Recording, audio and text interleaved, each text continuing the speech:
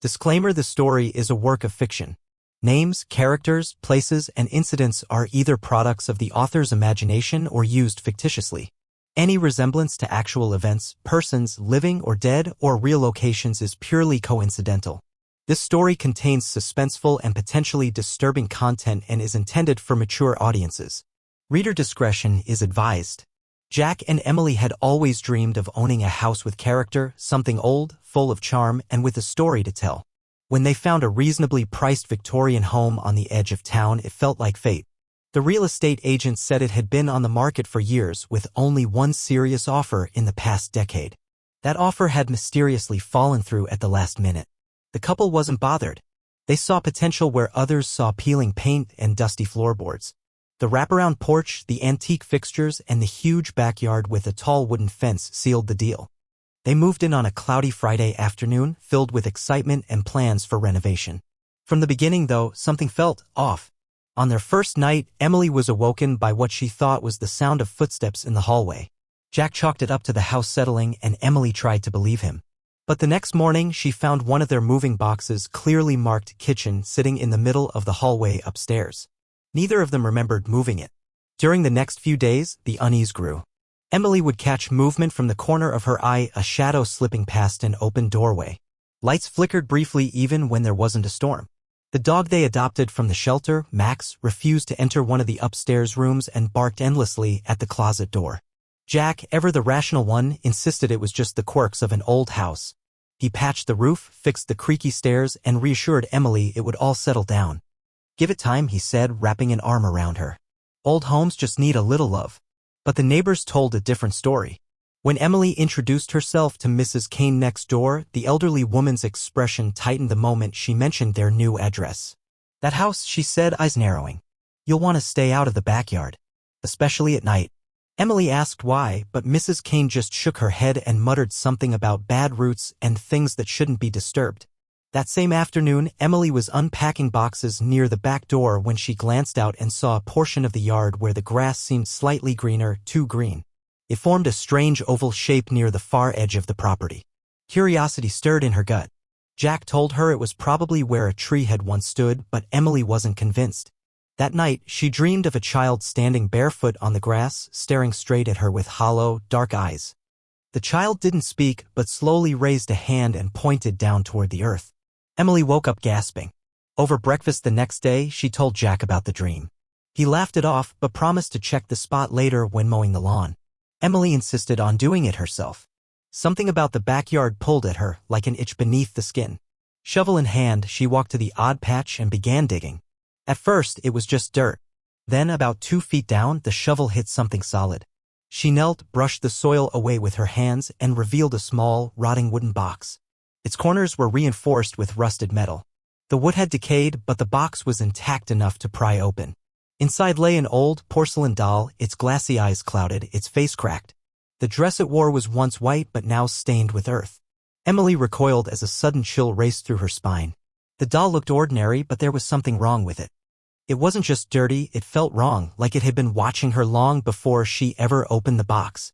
She took it inside, washed it off, and set it on a shelf in the living room. Jack joked that it looked like something from a horror movie. That night, the doll was no longer on the shelf. Emily found it on the staircase, sitting upright as if waiting for her. Jack swore he hadn't moved it. Emily didn't sleep. Emily stared at the doll sitting perfectly upright on the stairs. Her heart thudded against her chest. It hadn't been there when they went to bed. Jack stood beside her, rubbing his eyes in confusion. "I swear, I didn't touch it," he muttered. Neither of them could explain how the doll had moved. It was just an object, ceramic and cotton, incapable of motion. But somehow it had relocated itself from the living room shelf to the middle of the staircase. They both agreed it was creepy but decided to brush it off. Maybe Max had nudged it or the shelf wasn't level. Rational explanations kept them from spiraling, at least for now. Emily returned the doll to the wooden box and slid it under the coffee table. But from that moment on, something shifted in the house. Over the next few days, odd things began happening. The thermostat would reset itself to freezing cold. Doors that were closed at night would be wide open by morning. One afternoon, Emily returned from the grocery store and found the doll on the kitchen counter, unboxed, upright, and facing the door. Jack was at work. She checked the home's security app, but the footage between 1 p.m. and 3 p.m. was mysteriously missing. She called Jack, her voice trembling. He tried to calm her down. "It's just a stupid old doll. Maybe someone's messing with us," he suggested. "Let's install a new camera system. Something local, not cloud-based." That night, they boxed the doll again and locked it inside a small storage trunk in the basement. But the dreams got worse. Emily would dream of a child's voice whispering her name in the dark. Sometimes it would cry. Other times it would chant in a language she couldn't understand. Always, she'd wake up with the feeling that someone or something was standing right at the edge of the bed. One morning, Emily went to the backyard again, driven by a strange pull she couldn't explain. She brought the shovel with her. About 5 feet from where she had found the doll, she began to dig again. This time, she uncovered something different. A rusted metal plate, circular and flat, was buried beneath only a few inches of soil. She pulled it up with effort. It was heavy. On the underside, strange symbols had been scratched in an erratic, almost childlike hand. Some resembled runes. Others were just jagged spirals and X's. A sense of unease crawled over her skin. She brought it inside, wrapped in a towel, and showed it to Jack. He looked at it with unease. "This isn't just junk," he said slowly. "This looks ritualistic." That night, the whispering got louder. Jack finally heard it too, faint but unmistakable. The voice of a child somewhere in the house, softly singing an old nursery rhyme, "Ring around the rosy." Jack bolted out of bed, flashlight in hand, and searched the entire house. The doll's trunk was still locked in the basement. The windows were closed. The doors hadn't moved. But just outside the bedroom, in the center of the hallway, lay the metal plate, clean, polished, and positioned perfectly. Neither of them had moved it. The next morning, they discovered scratch marks on the inside of the front door, too low to be made by an adult, too deep for an animal. For long gashes, like tiny fingers clawing to get out or in. Emily began researching the symbols online. She couldn't find an exact match but stumbled upon an old occult forum that described binding glyphs and vessels used in containment rituals. The doll, she realized, might have been sealed underground for a reason. Whoever buried it, maybe the previous owner, hadn't been trying to hide a toy. They were trying to contain something much older, much darker. That same day, Max disappeared. They found his collar near the backyard. The metal tag scratched and bent. No blood, no paw prints, just silence. Emily broke down. The sense of dread had fully taken root. She pleaded with Jack to take her seriously. "This isn't just a haunted doll," she whispered. "It's something worse. And we've released it." Jack, though shaken, tried to stay grounded. "Then we need to find out where it came from," he said. "Who buried it, and why?" That night, Emily had the worst dream yet. She saw a young boy sitting in the backyard, digging with his bare hands under the moonlight. The doll sat beside him, head tilted unnaturally. He turned to Emily slowly and said, "She told me to do it." And then he began to scream. Emily woke up sobbing. And when she turned on the light, she found dirt under her fingernails. After waking up with dirt under her fingernails, Emily couldn't deny it any longer. Whatever they had unearthed was starting to affect her mind.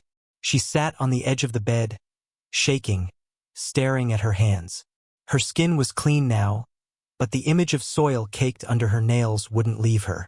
It was as if she'd been the one digging that night, as if something had taken over. Jack stayed silent for a while after she told him. He believed her now, at least partially. He'd seen enough signs. The movement of the doll, the singing, the scratches, Max's disappearance. It was no longer just paranoia. "We need to learn everything we can about this house," Jack said. From the beginning, they started searching the property, inch by inch. Every corner, every floorboard, every wall. Emily was drawn to the second floor, specifically a narrow hallway closet filled with dusty coats and broken hangers. As she pushed the coats aside, she noticed a panel in the back that sounded hollow when she knocked on it. Behind it was a crawlspace. She pulled it open, revealing a narrow passage that led to a small, hidden attic room. The space was dusty and dark, lit only by a tiny window fogged with grime. Inside were old cardboard boxes, rotting furniture, and a small trunk that immediately caught Emily's eye. Inside the trunk were children's drawings, some colorful and happy, others scrawled in black crayon, showing disturbing scenes, people hanging upside down, figures with no faces, and always the same doll. Always watching, always smiling. At the bottom of the trunk was a tattered red diary. On the cover was the name Thomas Whitaker. Emily sat down and opened it. The first few entries were innocent enough. Thomas had been around 9 or 10, writing about his school days, his favorite meals, and his dog named Toby. But around the midpoint, the tone shifted. Clara came to me in a box. She said I should play with her and only her. Mom told me to leave her alone, but Clara doesn't like that. She said Mom was mean. Clara made Toby sleep forever. He won't wake up. She said he was too loud. Emily flipped through the pages, her pulse quickening. I asked Dad if we could bury her. He said dolls don't talk. So Clara made him go away too. I'm scared of Clara now. She watches me all night. She says if I tell anyone, she'll come into my dreams. The final entry was almost illegible. Words scratched in frantic strokes. I buried her. I buried her deep. The voices won't stop. If she comes back, don't dig her up. Bury her again. Bury her and run.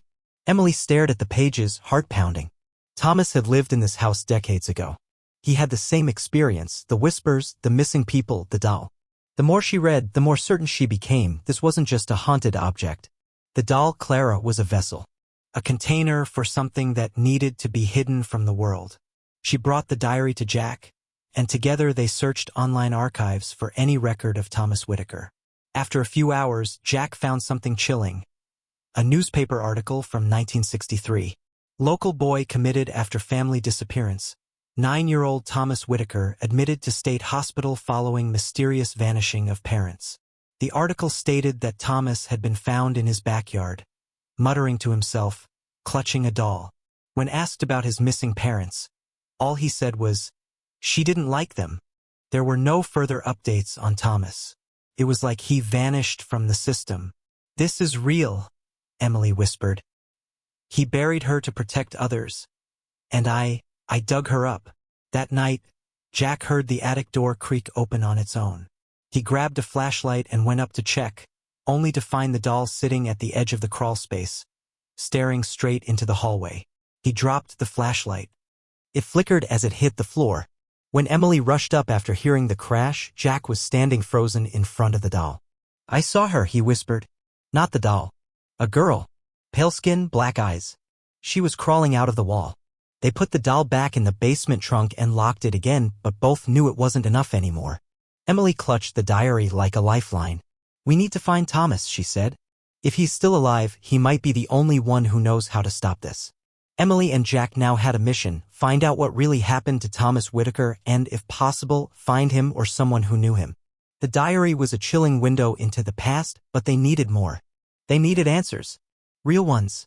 Jack spent the entire next morning digging through public records, phone directories, and online forums. Eventually, through a genealogy website, he found a potential lead, Margaret Whitaker, listed as Thomas's older sister, born in 1948. She had moved out of the house a few years before the incident. Miraculously, Margaret was still alive, living in a nursing home in the next county. Without wasting time, they made the drive, Emily clutching the diary in her lap the entire way. The air felt thick as they approached the facility. There was a gnawing dread in both their stomachs, like this visit would change everything. Margaret was thin, pale, and in her mid-70s now. Her eyes were sharp, but her body was fragile. At first, she was hesitant to speak. She'd clearly spent years trying to bury the memories, just like her brother tried to bury the doll. But when Emily gently placed the diary on her lap, opened to one of the entries, Margaret's eyes welled with tears. You found her, she whispered. Clara. Emily nodded.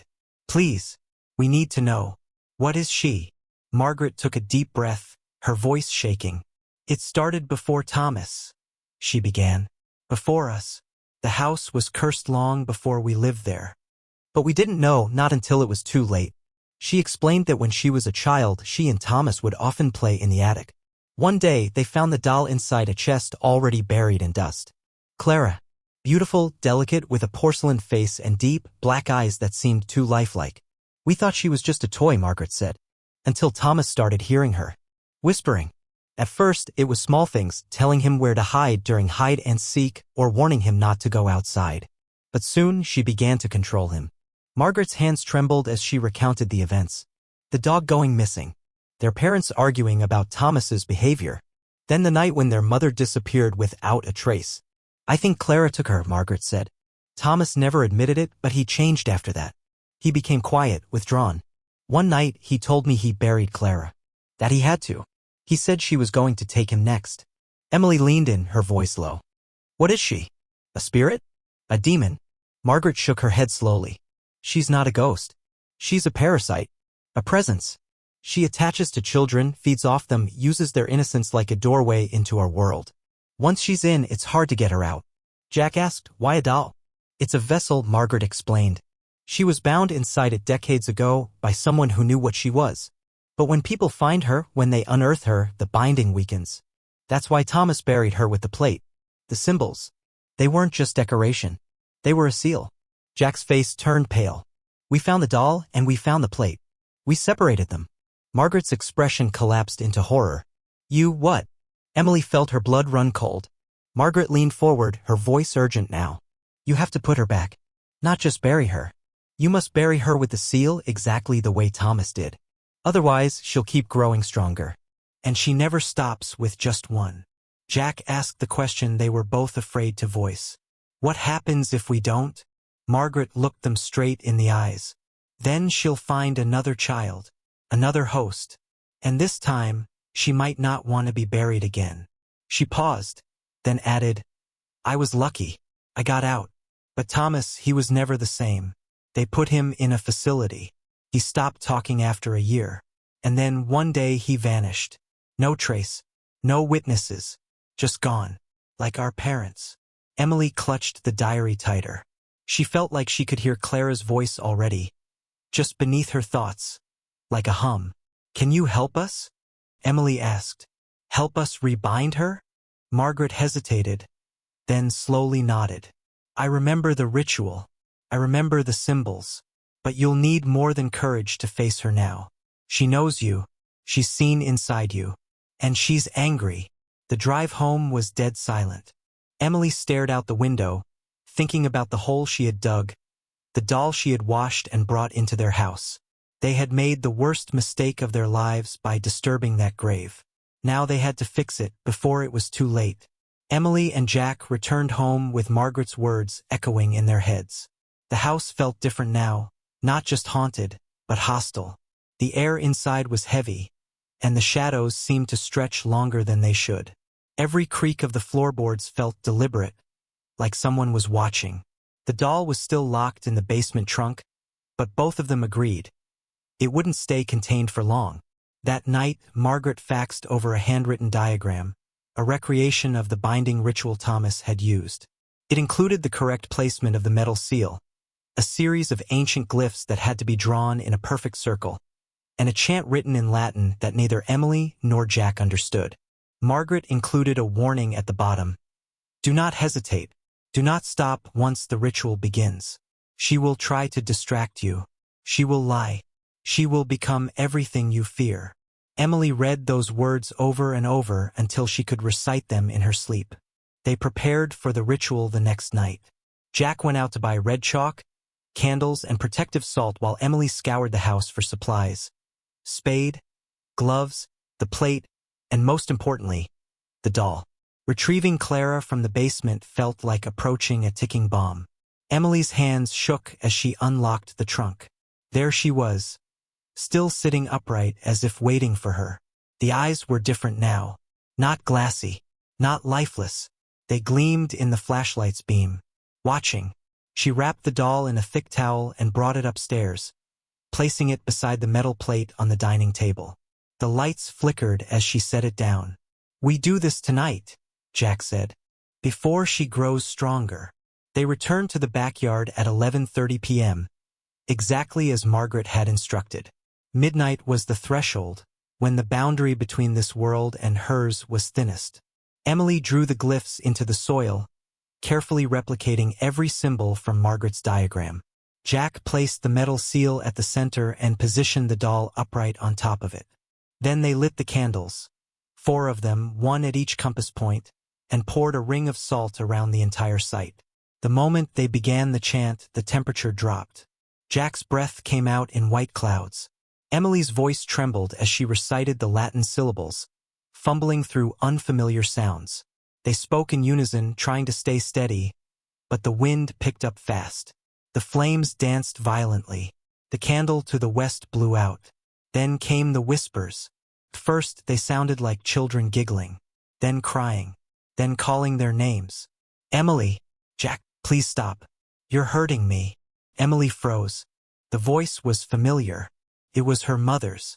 Don't listen, Jack growled. Keep going. The voice changed, shifting into Jack's late father's voice. I'm proud of you, son, but you're making a mistake. Jack clenched his jaw and kept reading the chant louder, faster. The ground beneath them seemed to rumble. The doll's head tilted. Its porcelain lips cracked open, and from inside came a long, guttural moan that wasn't human. Emily felt pressure on her chest, like invisible hands pushing her backward. Her vision blurred. She saw flashes, images in her mind. A girl in a tattered dress screaming as she was burned alive in a wooden circle. A doll, untouched by the flames, smiling at the edge of the pit. A boy digging desperately, sobbing, whispering, "Stay down. Please stay down." Suddenly, the chant slipped her mind. The words left her. Her throat tightened. "I can't breathe," she gasped, dropping to her knees. Jack rushed to her. "Don't break the circle. Stay inside." The doll moved. Its head turned toward Emily, eyes locked on hers. The mouth widened. "You brought me back," it whispered in her voice. "Now I live in you." Jack shouted the last lines of the chant alone, voice cracking as the wind howled like a freight train. The metal plate began to glow red-hot. The earth beneath the doll split open slightly like something was trying to crawl out. But then, with a blinding flash, everything stopped. Silence. The candles flickered out one by one. The doll was motionless. Its eyes were dark again. Lifeless. Emily coughed, gasping for air. Jack pulled her into his arms. They didn't speak for several minutes. Just held each other, trembling in the moonlight. Finally, they buried the doll and the plate together exactly as they had found it. 6 feet under, with salt, chalk, and every symbol drawn 3 times over. Emily looked down at the grave. "We didn't stop her," she whispered. "We just slowed her down." Jack nodded grimly. "Then we make sure no one ever digs here again." After burying the doll and sealing it as Margaret instructed, Emily and Jack returned inside, exhausted and shaken but cautiously hopeful. The silence around them felt like a breath held too long, tense but still. For the first time in days, the house wasn't whispering. That night, they slept without nightmares. The air was no longer heavy. The temperature normalized. Even Max returned home the next morning, tail wagging, eyes clearer than before. It felt like Clara was finally gone. Or at least, dormant. But the peace didn't last. On the 3rd day after the ritual, the house began to change. It started subtly. The front door refused to unlock from the inside, even with the key. Lights would flicker whenever either of them walked into certain rooms, especially the hallway outside the attic. The bathroom mirror began fogging up with phrases neither of them wrote, Latin fragments matching the ritual. Then came the smell, old wood, rotting soil, and something coppery like dried blood. It clung to the walls, no matter how much they cleaned. On the 4th night, Emily woke up screaming. "I was in the grave," she sobbed, drenched in sweat. She was above me, laughing. Jack held her, rocking her gently. But something inside him knew the house had turned on them. It wasn't just haunted anymore. It was rejecting them. They tried to stay out of the backyard, but sometimes the wind would blow open the back door on its own, swinging wide and creaking like a moan. One morning, Jack found muddy footprints in the kitchen, small ones, leading from the yard to the basement. "No one dug her up," he muttered, more to convince himself than Emily. "The seal's still in place." But it didn't matter. Clara didn't need to be unburied to reach them. She had left a mark. And then the walls began to bleed. Not in great horror movie gushes, just faint trickles down the wallpaper, as if the house itself was trying to weep them out. Emily touched one of the stains. It was warm, real, smeared like rust but smelled like decay. "It's like she's inside the house," Emily whispered. "Or maybe," Jack said, "we are." He wasn't wrong. They began to feel trapped. Every attempt to leave the house failed. Flat tires, drained batteries, dead phones. When they called a rideshare, the driver couldn't locate their address. When they tried to walk to town, the road looped back to their own mailbox, no matter which direction they took. "We're stuck in her space," Emily realized. The ritual sealed her, but we stayed too close. We stayed in the wound. They tried to stay sane, but time started to warp. Days blurred. Emily would wake thinking it was morning only to find the clocks frozen at 3:11 a.m., the exact time they had finished the ritual. The final straw came one night when they heard footsteps in the attic. Heavy, slow, deliberate. Jack grabbed a flashlight and cautiously climbed the stairs. Emily followed. As they reached the top, the hallway seemed darker than usual. The air was freezing. From the attic crawlspace came a sound, not footsteps but scratching. Something was inside the walls. They backed away slowly, and then Jack turned to Emily, eyes wide. "This house, it doesn't want us here anymore." Emily nodded. "It's turning into her." They made the decision that night. They had to leave no matter what it took. If the house was a vessel now, then staying meant letting it consume them. They packed only the essentials. Clothes, documents, Max's leash. They left everything else behind. As they stepped out the front door, it slammed shut behind them. Jack turned the key, hoping to lock it. The lock turned, but when he looked down, the keyhole had vanished. The house was done with them. They never looked back. Emily and Jack moved into a small rental home 2 towns over. It was older, creaky, and far from perfect, but it didn't bleed. It didn't whisper, and it didn't watch them, at least not at first. In the weeks following their escape from the cursed house, they tried to rebuild a sense of normalcy. Jack went back to part-time consulting work from home, and Emily volunteered at the local library, mostly to keep her mind occupied. But neither of them could shake the feeling that Clara's presence hadn't fully been left behind. The dog barked at corners. The faucet in the kitchen would sometimes turn on by itself. And Emily had started seeing a small figure in her dreams. A girl, always watching from behind a veil of smoke and fire. They needed answers. Real ones. So Emily decided to go back to where it all started. The town's records office. She spent several days digging through dusty archives, newspaper clippings, and microfilm reels. And then, finally, she found something. A small article dated October 1904, tragedy at Greystone Orphanage, 9 children perish in mysterious fire. Only 1 body recovered. Cause of blaze remains unknown. Survivors report hearing voices, seeing a girl in white moments before the fire spread. Her name, Clara Harrow. The name jolted Emily like a slap. She stared at the yellowed paper, her fingers trembling. She dug deeper. Clara Harrow was a foundling left at the orphanage gates as a baby. No family. No records. Nothing. The staff at Greystone described her as polite but strangely quiet. Some believed she was mute, others said she simply refused to speak. A teacher once reported seeing Clara draw symbols in her notebooks, symbols Emily instantly recognized from the binding ritual. Another article, dated 2 years later, confirmed that the property was cursed. Multiple buyers reported strange phenomena, accidents, fires, disappearances. Eventually, the land was sold in parcels. One of those parcels, Emily confirmed through maps and deed records, was the exact address of Thomas Whitaker's family home. Clara, it seemed, had never left that property. But how did she end up in a doll? That answer came from an obscure book Emily found in the restricted section of the historical archives. A dusty, unindexed volume titled Vessels of the Forgotten, Binding Spirits Through Objects. Inside was a chapter that matched Clara's story almost exactly. It spoke of child spirits born not of death, but of invitation. Entities that mimic children and fed off attention and belief. The only way to contain such a spirit was to trap it inside a familiar object, preferably one loved by children. A doll, for example. The ritual described in the book used ancient symbols and a sealing plate, exactly like the one Thomas had buried. Emily photocopied everything and brought it home to Jack. As he read, his face darkened. "She was never a ghost," he said. "She was a parasite pretending to be one." The book also revealed a terrifying possibility: if the vessel is ever disturbed and not properly resealed, the spirit can splinter. It may divide itself, hide fragments in people, places, even dreams, until it reforms completely. Jack looked up at Emily, his voice barely a whisper. "You said she was in your dreams." Emily nodded slowly. "I think she's in you now," he said. Silence stretched between them. Not fear, but a dawning realization. The ritual didn't destroy Clara. It delayed her. And because Emily had touched the doll, spoken to it, dreamed of it, she had become the next vessel. In the days that followed, Emily began recording her dreams. Each night, they grew more vivid. She saw Clara walking through fire, holding hands with the dead. whispering promises into Emily's ear that she couldn't remember by morning. But the last entry chilled her. She said she's learning how to be me. Jack knew then what they had to do. Clara wasn't buried anymore. Not truly. She was awake, watching, and waiting.